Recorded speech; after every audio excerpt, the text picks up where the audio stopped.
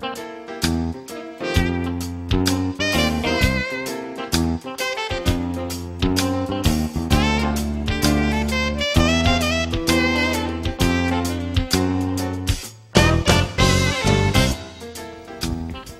I'm Father Joe.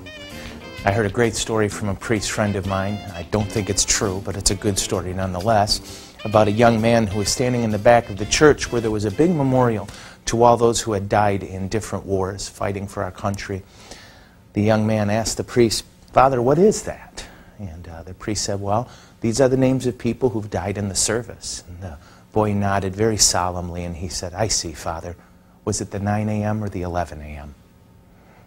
Let's go to this week's question.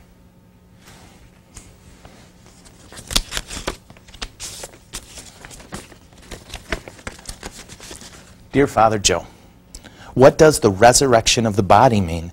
We say it in the creed, but I don't know what it means. Boy, this is a good question, and it's really important.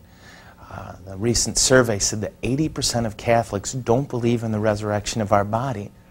Now, as I explain why we believe in the resurrection of the body, hopefully you'll see why that's so dangerous. We need to believe this. At the end of the Apostles' Creed, we acknowledge this, so it's important. We believe that our bodies and our souls are going to heaven. We'll start off with Jesus. What a surprise. When Jesus rose from the dead, you'll notice he kept appearing to the disciples and doing a couple things. First saying, "Touch me. Touch my hands, touch my side," and he would eat with them. Why did he do this? Jesus was showing that this wasn't a ghost or a spirit that came back. He was, in a sense, prophesying with his own body what our destiny is.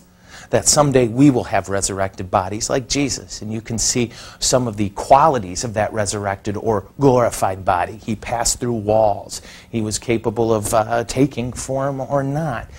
We don't know exactly how it's going to work out, but again, Jesus is our big clue on this one. Here's a neat thing about the glorified body. If you take a look at the book of Acts, when Jesus appears to Saul, he says a curious thing. He says, "Saul, Saul, why do you persecute me?"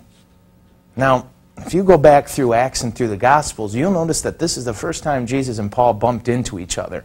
So why would Jesus say, "Why do you persecute me"? Was Jesus wrong? No. Jesus was already teaching us about the wonder of the glorified body. That when you and I say yes to Jesus with our lives and our hearts, we are bound to his resurrected body. We are connected with him. So that's why Jesus says earlier, if you suffer for Jesus, he suffers with you. And that makes you blessed. Another important thing is to see that the apostles were already proclaiming this idea of our bodies and souls going to heaven. Take a look at the book of Romans chapter 8, verse 11, where this is what Paul writes, quote, "The Spirit of him who raised Jesus from the dead dwells in you. He who raised Christ Jesus from the dead will give life to your mortal bodies also through the Spirit of him who dwells in you." So how does this work? Well, it's a real simple idea. We believe that when we die, you and I, our souls go to heaven and face individual judgment. We'll stand before the gates of heaven and we'll meet love itself.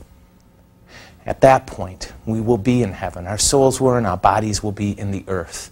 At the second coming of Christ, the New Testament is very clear about this. Our bodies will rise from the ground, join our souls into heaven, and we'll have resurrected body. When Jesus returns, the kingdom of heaven will be restored perfectly on earth, and we will return to what we call a preternatural state, or what the Bible calls a glorified body. I hope that means we'll have chiseled abs, but I can't be sure. For a great discussion on this, make sure and check out sections 988 through 1019 in your catechisms. Thank you very much. Enjoy another day in God's presence.